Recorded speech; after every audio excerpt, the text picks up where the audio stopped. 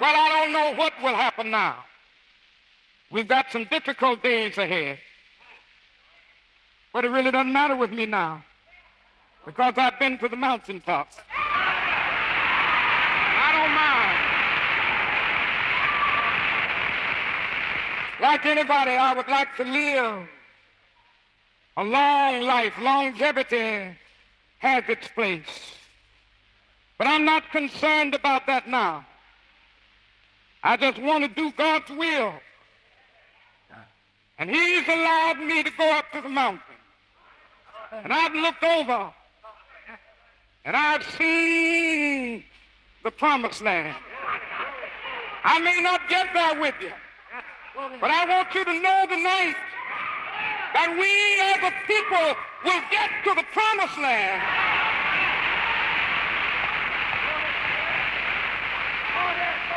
So I'm happy tonight. I'm not worried about anything. I'm not fearing any man. My eyes have seen the glory of the coming of the Lord.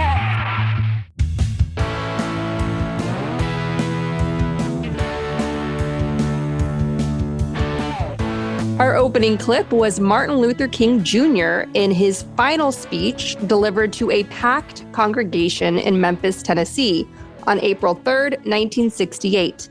The next day, he was shot and killed on his hotel balcony by a white supremacist like the ones Trump pardoned for January 6th. In his final and prophetic speech, King called for economic action, including boycotts, unity, and non-violent protests, while calling on the United States to live up to its founding principles. We must continue that work today if we and the future of this planet are to stand a chance of survival. As promised, Trump on day one unleashed a bunch of chaotic executive orders, including pulling the U.S. out of the Paris Treaty, a legally binding international agreement for a coalition of nations to address the climate crisis, and the World Health Organization, of which the U.S. is the largest funder, providing much-needed care to struggling nations around the world, including across Africa. Climate change will make pandemics more frequent, experts have warned. So expect another pandemic thanks to Trump. Joining me today to process this grief that the world is experiencing and the sleepless night that many of us had last night is Olga Lautman, the world's foremost expert on the Russian mafia. Welcome, Olga. How are you feeling? I'm here. That's all I could say. I'm here. Dealing with the generational trauma that many of us have. Our ancestors, as recent as parents, grandparents, have been through upheaval, have been through escaping war, dictatorships, and we all came to the promised land of America, those folks that came here as asylum seekers, and now America has fallen after decades of corruption rotting us from within, and Trump was just the final bulldozer. What did you think of the inauguration? I mean, it's everything that we expected it to happen. We, knew that he was going to do the most outrageous, egregious, horrific acts the first few days in order to desensitize, the people. And this is exactly what he did. I mean, frankly, I felt like I was in Russia watching this between the rallies. I mean, it was extremely bizarre. I don't remember any other inauguration like this. But, I mean, look, America elected a dictator, and this is what they get. And this is only the beginning. It certainly is. What did you see in terms of Russian presence? Because the first inauguration was a Russian prom night. Like all the oligarchs were there. This time around, it was loaded with American oligarchs. On the Russian side, the only one that stuck out to me was Khodorkovsky, who is a Russian opposition figure who hasn't really done much relative to the crisis. But what did you see in terms of a Russian presence at the inauguration? Interestingly, this time around, I didn't see much.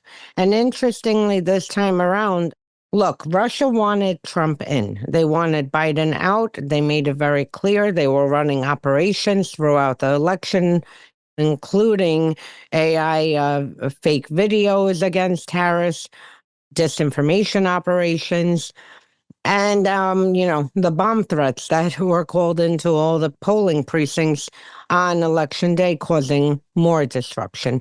But interestingly enough, after he won, the reception by Russia is, mixed. And to me, it feels like they cultivated and created a Frankenstein, and now this Frankenstein got, more powerful than them. And I'll give you an example. This time around, they greeted, Trump welcomed him back by showing practically nude photos of Melania Trump. I mean, these are old photos from 2000s. They obviously didn't do this in the 2016 election in January 2017, or even, after he won the 2016 election. This time around, they started with this. Then it was really like a coordinated effort talking about Trump's assassination. First, you had Medvedev, who's the former prime minister slash president slash security council, who said that, he has a feeling Trump is going to be the next JFK. Then you had Patrushev come out and say, Trump received help from unforeseen forces in the election. And, if he's a man of his word, he'll pay back the debt. In the next breath in the interview, he's like, our Russian intelligence services are aware that they tried to assassinate Trump twice, but that didn't work out. And I don't think that his Secret Service can keep him safe. Then you had Putin himself coming out and saying, I worry that the deep state, quote unquote, is going to try to assassinate Trump. Three top figures of the country, Patrushev arguably, I would say, holds as much power, if not. He headed was the head of FSB at one point. He's the one responsible for blowing up the apartment buildings in order to get Putin into power. And you had these three, main figures coming out and suddenly worried about his safety. And then it repeated. This was in November. Then it repeated again the past week. You had the same, chorus of, will Trump be safe for the inauguration? They were putting, disinformation online. You had top leaders saying that potentially Trump will not be able, allowed to be inaugurated because of, again, quote unquote, the imaginary deep state that we see. How deep it is that we have Trump again. You saw the same thing. And interestingly enough, finally, the night before his inauguration, Russia in RIA Novosti, which is their main state media, and not as conspiratorial. I mean, it's state media, so obviously all of it is propaganda. But this one is more, a newswire / propaganda. They came out with an article by their analyst basically doing a very detailed dive into Trump's first term and how all the promises he made, he failed to complete, including coal, including the border, including the economy, and reducing the debt.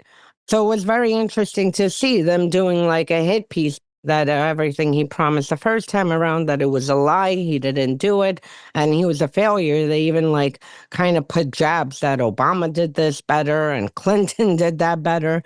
So this is the state with Russia. And this time around, we saw it in the inauguration because now Trump is surrounded by the American oligarchs versus the Russian oligarchs.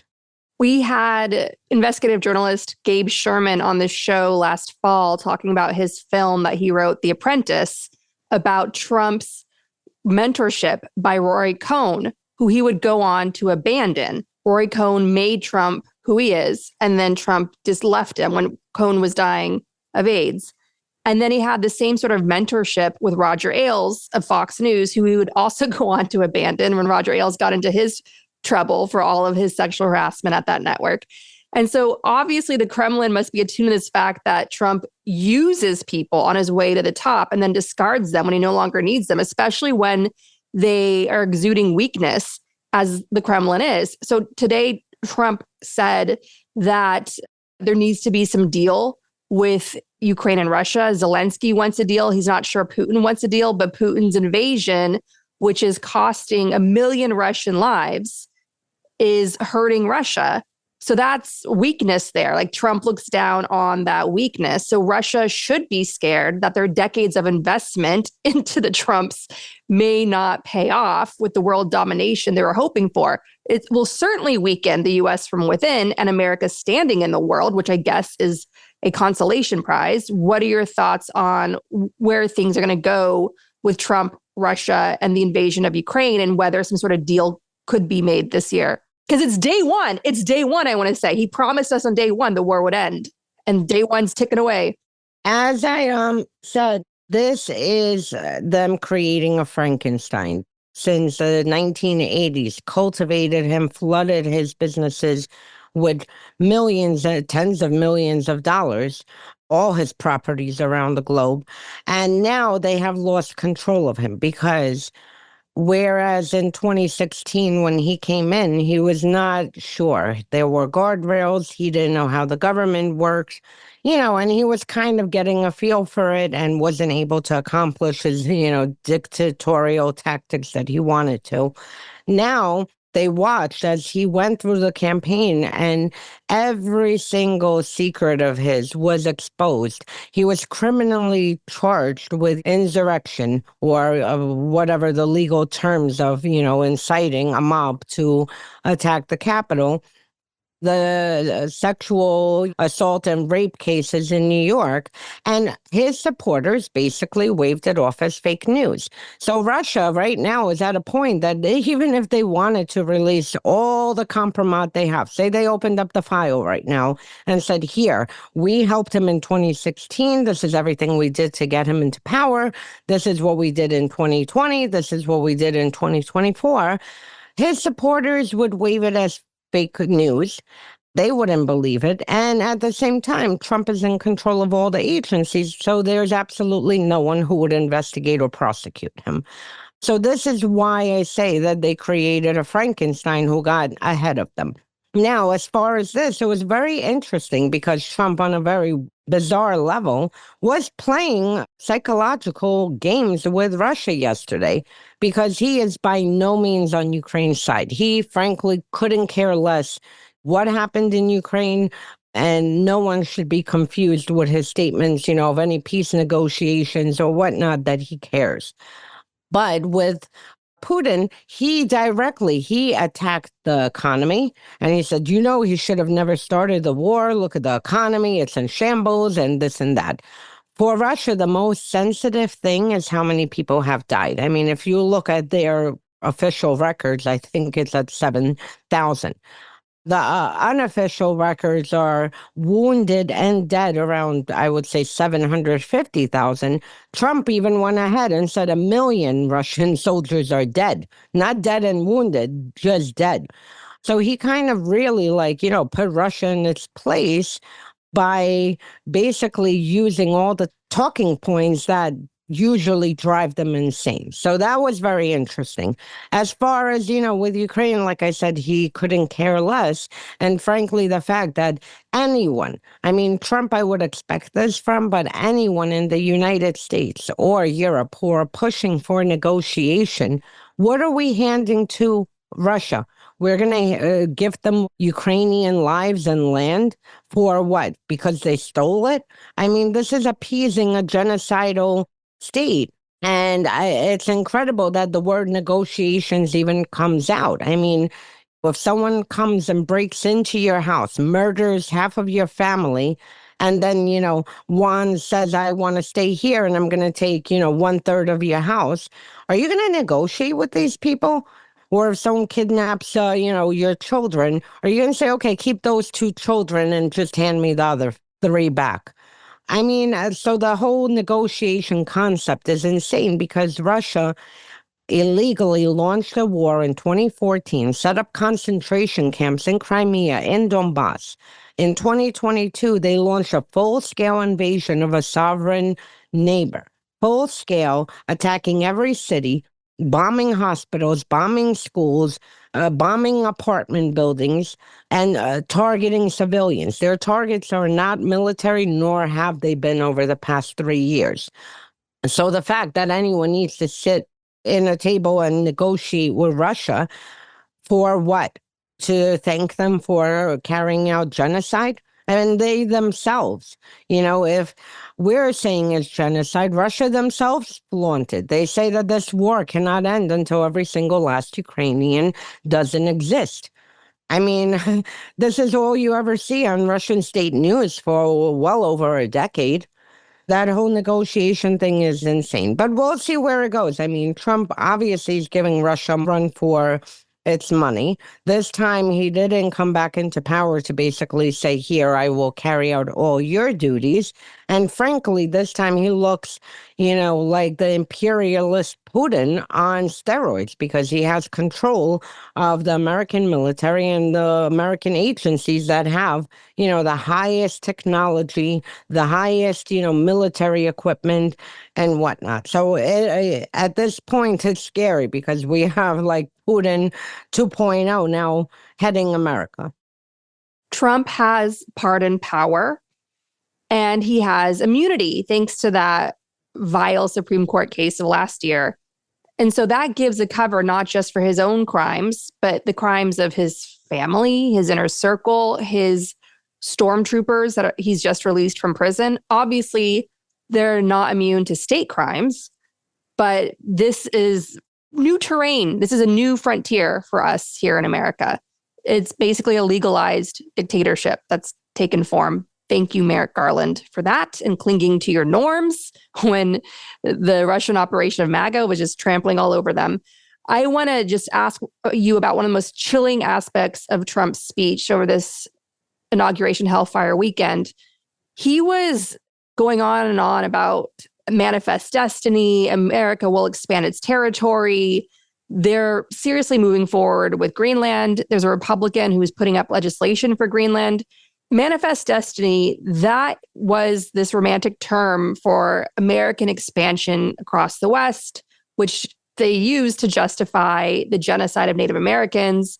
It also inflamed the national debate of slavery as these Western states wanted to be free states, and that accelerated us into the Civil War. So all of this is very loaded for American history. Manifest destiny basically means mass murder and American imperialism. So Trump flaunting this and promising to expand American territory, that can only mean war, invasion. What are your thoughts? Absolutely. This is why I said Trump is Putin 2.0, because Putin, has his imperial lust. I mean, frankly, it's all the Russian people. If it were up to them, 99% of them would be absolutely, ecstatic to take Ukraine, Moldova, the Baltics, Georgia, and, reinstate the Soviet Union.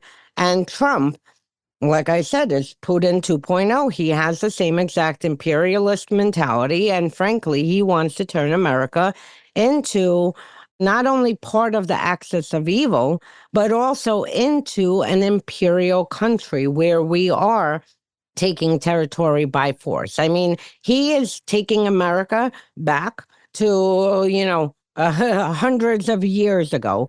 And frankly, in his mind, he wants to go back to the Crusades, to the, time where women didn't have power, where Black people were enslaved, where you had constant wars. And I'm talking about even before World War I and II, where you had constant wars over territory and, the Roman Empire and the Ottoman Empire. And you had basically countries and empires seizing land. This is what is in Trump's sick head. He wants this. And same thing with Hitler. Hitler had this, manifest to expand and take over Europe, on top of eliminating, all Jews. So, I mean, this is what's in Trump's head, and this is why it's so dangerous, because he is in charge of the most powerful military in the world. And now, not only is it dangerous for the fact of, the wars, invasions, and God knows what kind of mass murder and hell and confusion will come. But it's also dangerous for the fact that America used to stand for democracy. America used to stand for monitoring, policing international norms and international, laws. Now, Trump, how can you have Xi not invade Taiwan? He'll say, why? Trump is taking Panama Canal or he wants to take Greenland. How can you say, Putin, you can't invade Ukraine, you can't move on and march on to Moldova or Estonia or Latvia or Poland when Putin is going to turn around and say, why? America is doing this. So, he's taking us not only into what the potential actions that America can carry out, but the fact that this is giving every single dictator who, has a lust for expanding territory by violent means, the green light. Go ahead. You want territory, you have a more powerful army, go for it. And this is where we're going back. In January 2017, I had a gut instinct to buy N95 masks when Trump was inaugurated. So when he was inaugurated in 2017, I bought a kit full of emergency supplies, including N95 masks. And now this time around, I had a gut instinct that I should be careful with the glass frames I have hanging around my house, including in my bedroom, in case there's some sort of explosion and the glass goes flying like a drone attack. And it's just so weird that those thoughts are coming to me. And it's just the anxiety that he creates when he talks about war, invasion, in so many words. Yes, making it sound romantic with manifest destiny, but he's going to lead us to some sort of war. And even if you think, well, it's the US, what are they going to do? Invade Greenland, maybe invade Venezuela to steal their oil and overthrow Maduro. Any sort of war that the US carries out creates an atmosphere of violence and potential terrorist attacks by opportunistic actors like Russia. Russia's really committed to carrying out terrorist attacks because they're increasingly desperate and losing their war and trying to intimidate the West into submission. So what he's unleashing here is just this atmosphere of violent potential, which is going to be so difficult for us to live under day in and day out. I want to ask you about the big coming out of Elon Musk in doing an enthusiastic, proud Nazi salute. This obviously was no surprise. He blew a fortune overpaying on Twitter, then turned it into a massive Nazi disinformation platform aligned with Russian fascism. And I want to play a clip from Elon Musk's own father explaining the family's own Nazi history on his maternal side. We'll play that now. Her parents came to South Africa from Canada because they sympathized with the Afrikaner government. Okay. They used to support Hitler and all that sort of stuff. But they didn't know, obviously, I don't think they knew what the Nazis were doing. But they in Canada, they were in the German party in Canada, and they sympathized with the Germans. Yeah. So when the Afrikaners government came into power here in 1948, then May's father, who was quite an interesting guy, he was a very good pilot, he said he wants to be with the Afrikaners because he agrees with apartheid, you see. You see what I mean? Yeah. And he came out here with his family. What's amazing is that Russian fascism and the Nazis are aligned once again, like they were with the Nazi-Soviet pact of 1939, which included a secret agreement to carve up Europe together, including invading Poland, with the Germans going first, followed by the Soviets 2 weeks later, kicking off World War II. You can't mention that fact in Russia today. The Russians started World War II aligned with the Nazis because they want you to remember Russian glory in getting to Berlin first. But the fact is, Moscow and Berlin, the Nazis and the Soviets, they started World War II together. And now here they are aligned again. What are your thoughts on Russian fascism and the Nazis back at it today? Well, I mean, Russia has been propping up Nazis for a long time.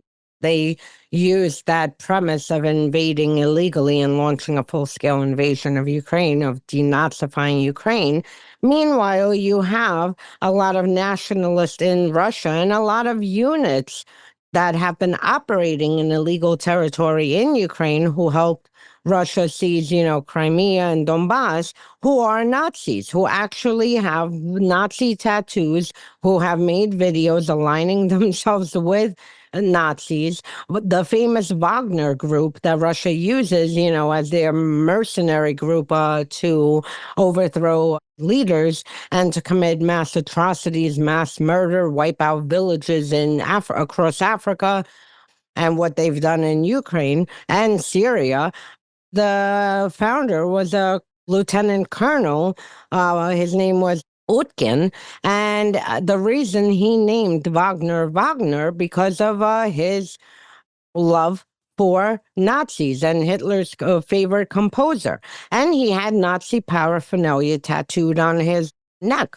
So, I mean, this is all absolutely, Russia has been propping up Nazis. Putin, when he was serving in Dresden in the 1980s, was a handler to one of the Nazi leaders who he sent out into Western Germany to basically, not only carry out destabilization attacks, but also recruit more Nazis. So Russia, I mean, this is nothing new.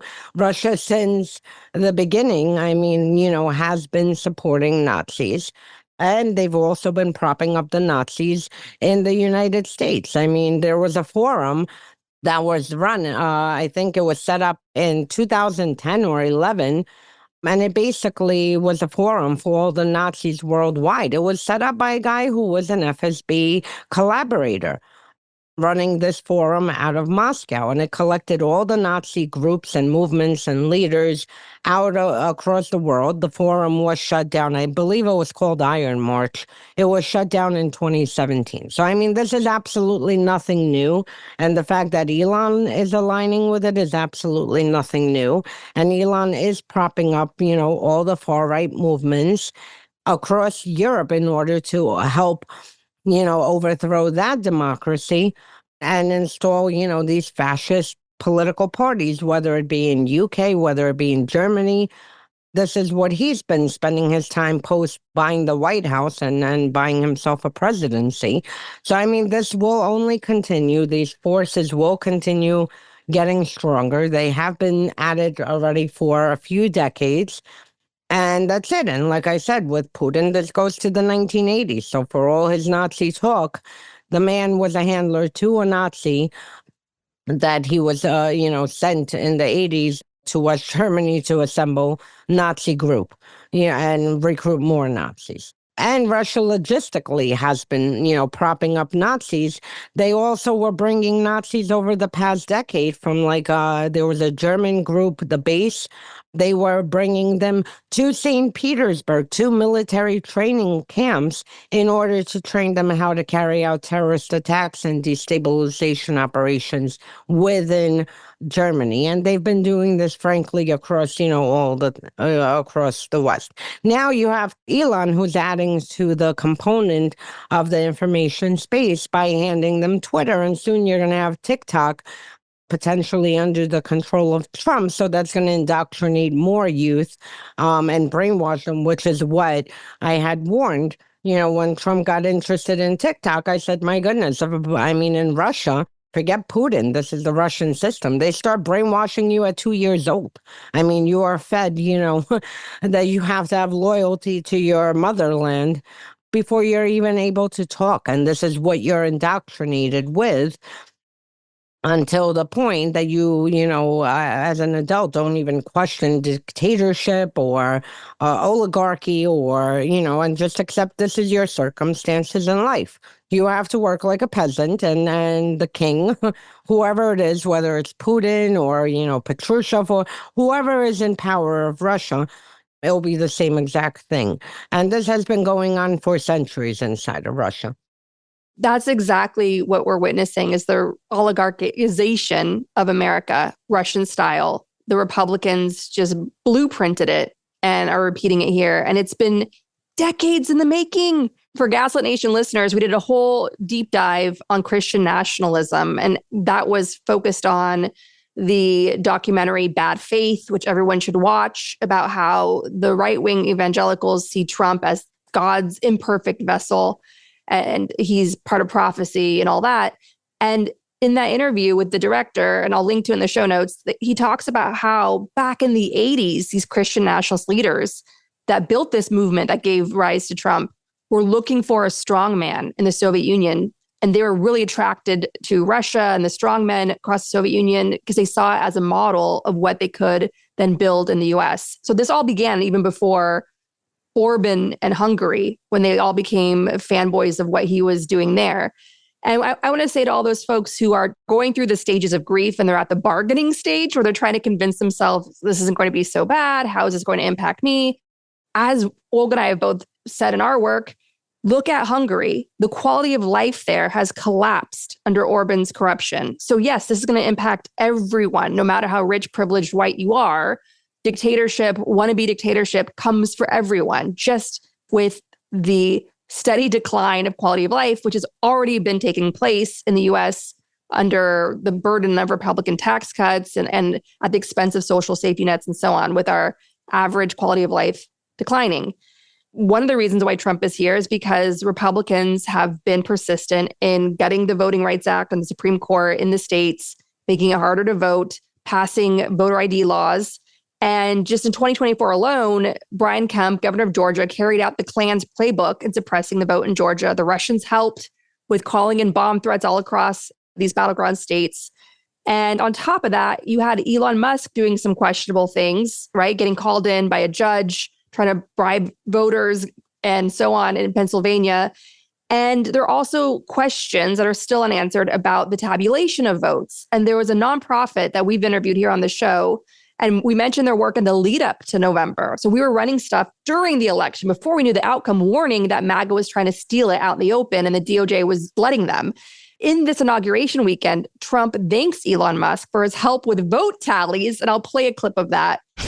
And it's pretty amazing. But he did that, and then he journeyed to Pennsylvania, where he spent like a month and a half campaigning for me in Pennsylvania. And he's a popular guy, and he was very effective. And he knows those computers better than anybody, all those computers, those vote counting computers. And we ended up winning Pennsylvania like in a landslide. So it was pretty good. It was pretty good. So thank you to Elon. So I'm playing this to remind everyone, this was a questionable election. Just if you factor in the now normalized Republican voter suppression, the now normalized far-right disinformation machine on cable news, Fox News, local news Sinclair, Google's YouTube algorithm pumping out these Jordan Peterson, Joe Rogan videos, and on, and Facebook, Zuckerberg, all those guys, those tech giants that had that front row seat at the inauguration. That's like the new Roger Ailes, right? But they don't like to think of themselves that way because they're above that. But that's who they are. Those oligarchs that had that front row seat at the inauguration, that is how Trump had his comeback. And that's Russian-style disinformation that creates a zombie army of obedient slaves. And if people can be convinced to believe it absurdities, they can be convinced to carry out atrocities. That's fascism. And that's where we are now. And to your point, Olga, with this younger generation getting brainwashed, you mentioned Russians getting brainwashed as young as 2, which is true. The textbooks, what they're taught, the glory of Russia is imperialism and genocide and violence. I look at Baron Trump, the images of him sitting with these power brokers, Bezos, at the inauguration. I think, oh my God, we're just at the beginning of this.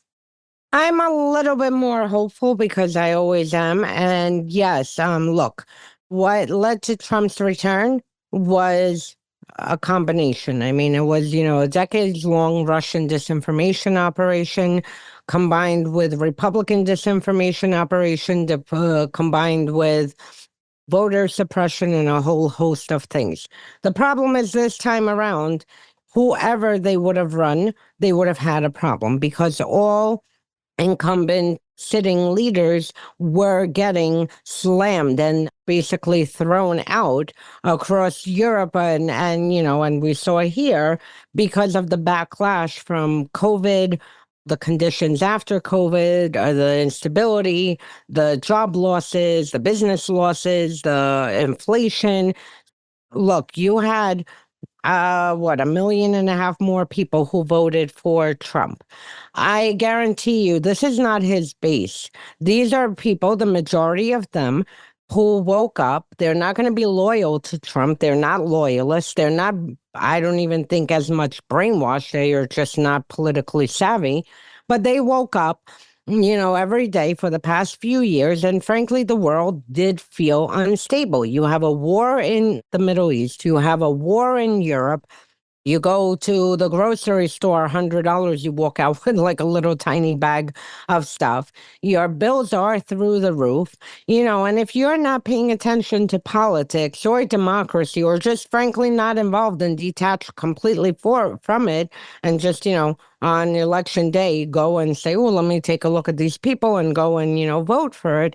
This is what happens. And this is what happened, across a lot of elections, because the incumbent leaders were facing the backlash of the rising costs, the housing shortages, inflation, and everything that we've been seeing, on top of the fact, of these wars. And it just felt very unstable. And in America, particularly when things feel unstable, you generally go to the other side. Whoever's not in power, this is where you go. And this is why Biden won, because in 2020, Trump made COVID so unstable that, we were frankly, I know, in depression. We never even knew if we'd ever be able to leave our house again. It was at a point that, you couldn't go into a store. Then they started relaxing the rules and like allowing in a supermarket like 10 people at a time. And it was absolutely insane. And he mishandled COVID and murdered so many Americans unnecessarily, because had he, handled COVID and made sure that everyone had proper guidelines and didn't feed disinformation about masks and vaccines and everything else, we would have had a lot more people alive with us today. This is why it swung so far to, the Democratic side, because people were living here, everything was unstable, and people were like, no, whatever's in front of us now, we need different.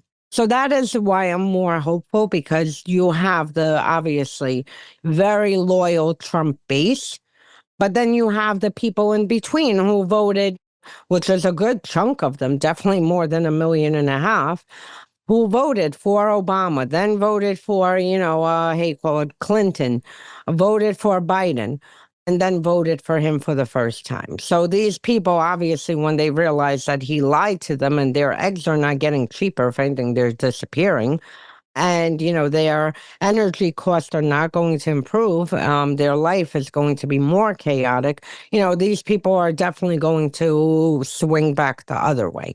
And then you have to take into effect the 20 million people who didn't vote and just sat this election out.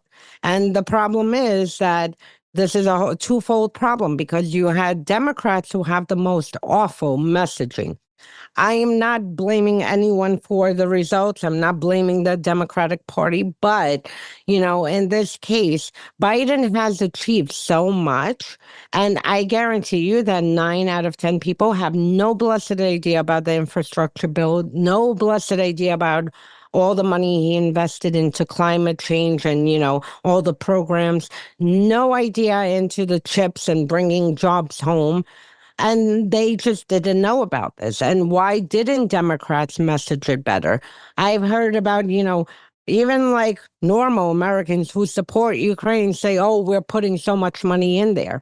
Why didn't anyone come and hammer the message that this money is not going to Ukraine? There's a huge chunk of money when it is allocated to Ukraine that is going to Minnesota and to Pennsylvania and New Jersey and other states that have, military production facilities, and basically that we're handing our shit that we're not using in the warehouse to Ukraine to update our own military arsenal.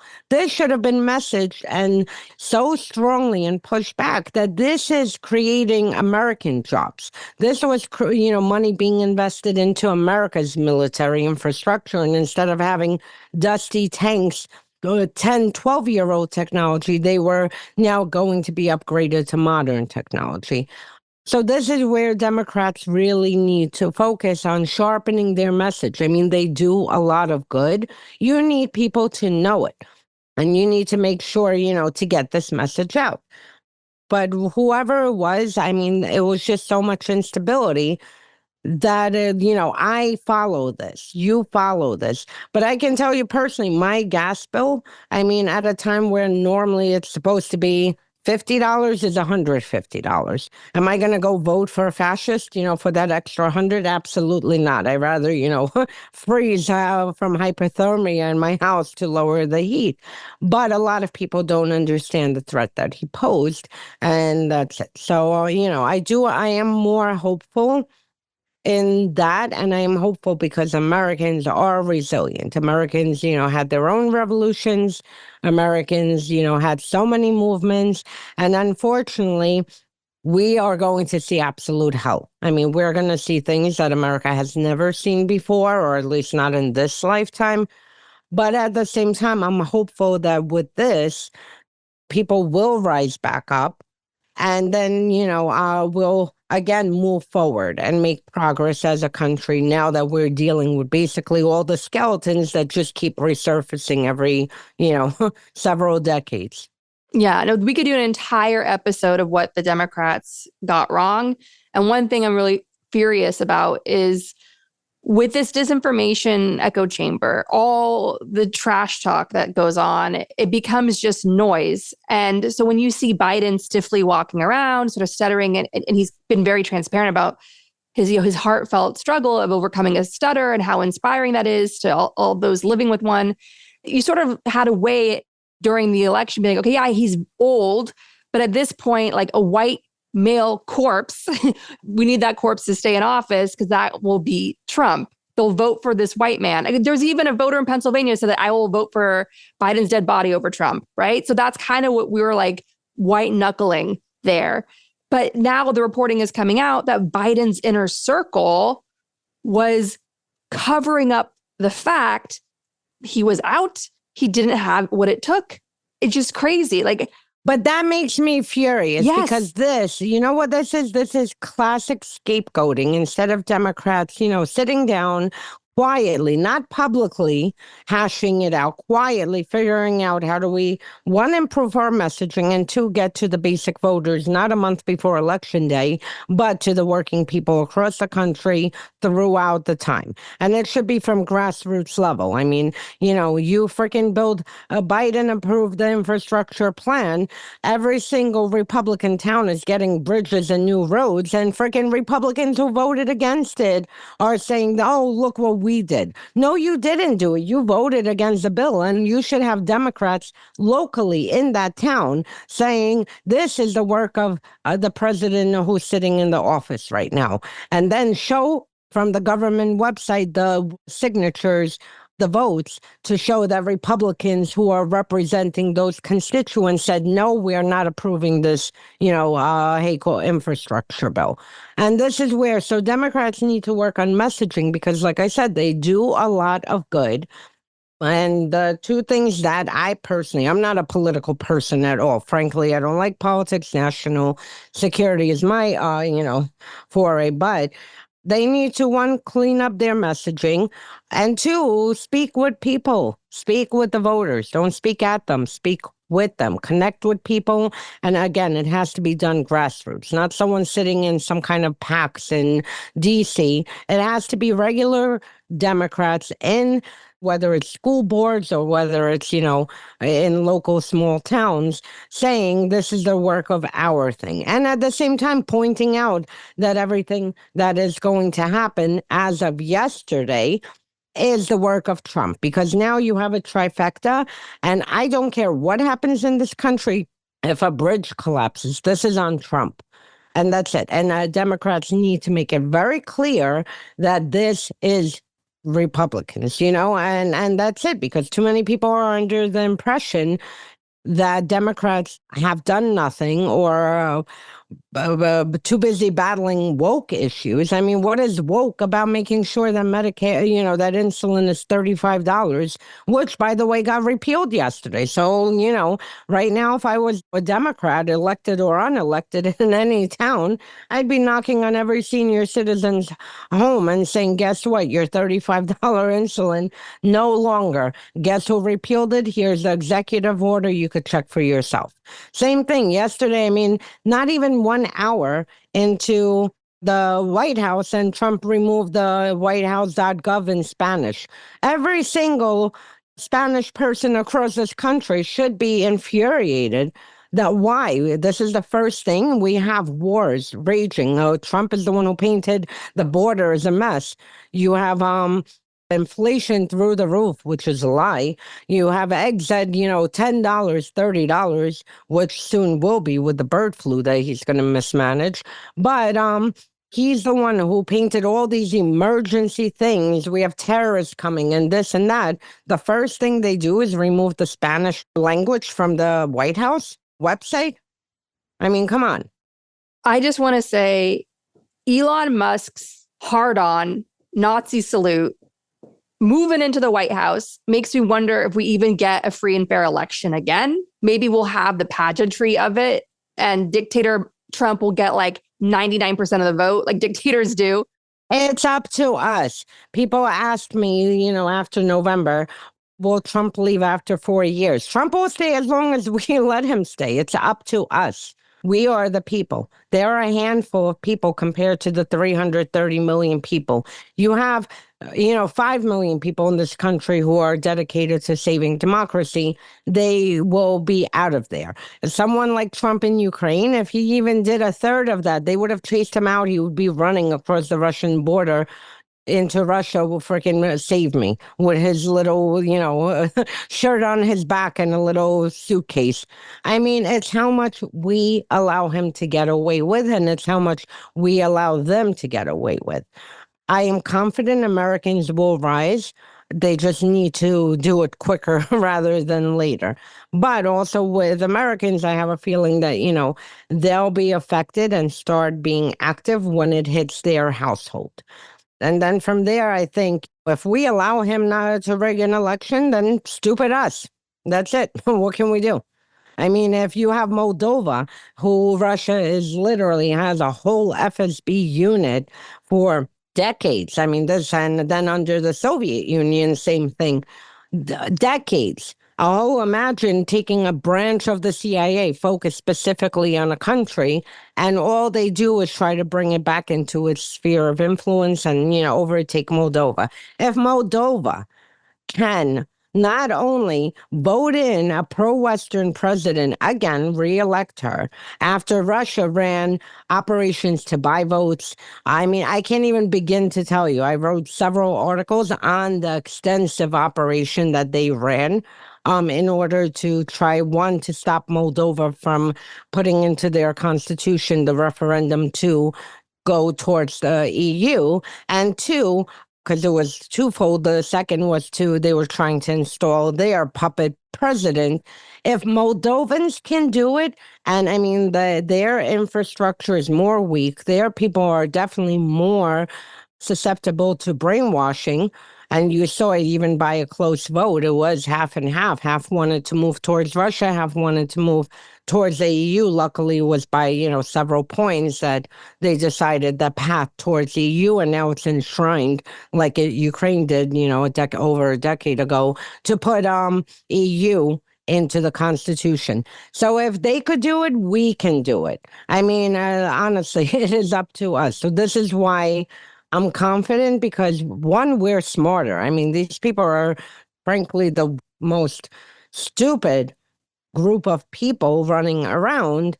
Unfortunately, they were able to indoctrinate enough, but I mean, they're not bright at covering their trail. They do everything out in the open. So we don't need to convince anyone that Elon was, doing a Nazi salute. You can watch it for yourself. And yes, there's whitewashing on Twitter. No, this wasn't. He has whatever. Including by the Anti-Defamation League. Exactly. I mean, really, the people who are supposed to protect against Nazis are sitting and covering for a Nazi because they have interest in the White House. But any other normal person would see this, even if they're not politically, in tune. You show it to out of 100 people, 99 people, even blank his face just to show the gesture. They were like, "Ooh, that's a Nazi." That's it. So, I mean, you could gaslight all you want, like we see it. We are lucky in the fact that they're doing all of this out in the open.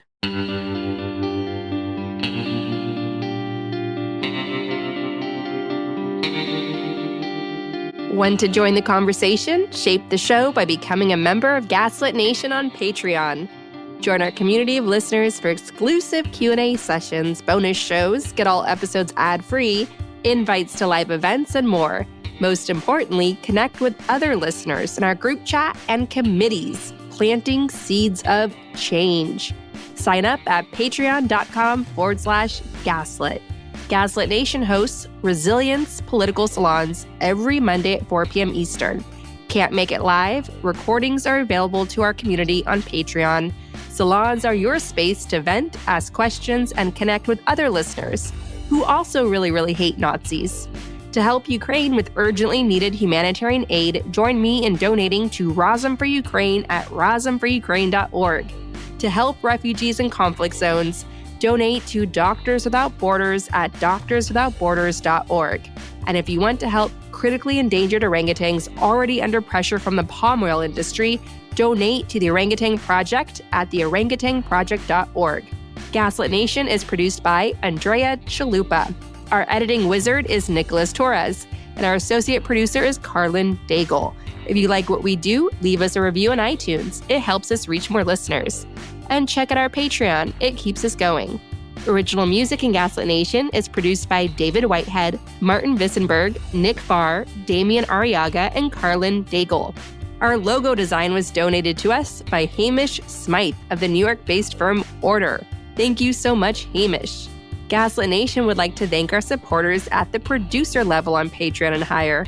Ice Bear is Defiant, Lily Wachowski, Abby Zavos, Sherry Escobar, Sydney Davies, Work for Better, Prep for Trouble, John Schoenthaler, Larry Gasson, Ann Bertino, David East, Joseph Mara Jr., Mark, Sean Berg, Kristen Custer, Kevin Gannon, Sandra Collins, Katie Masuris, James D. Leonard, Leo Chalupa, Carol Golstad, Marcus J. Trent, Joe Darcy, Ann Marshall, D.L. Singfield, Nicole Spear, Abby Road, Jans Alstrup Rasmussen, Mark, Sarah Gray, Diana Gallagher, Jared Lombardo, and Tanya Chalupa.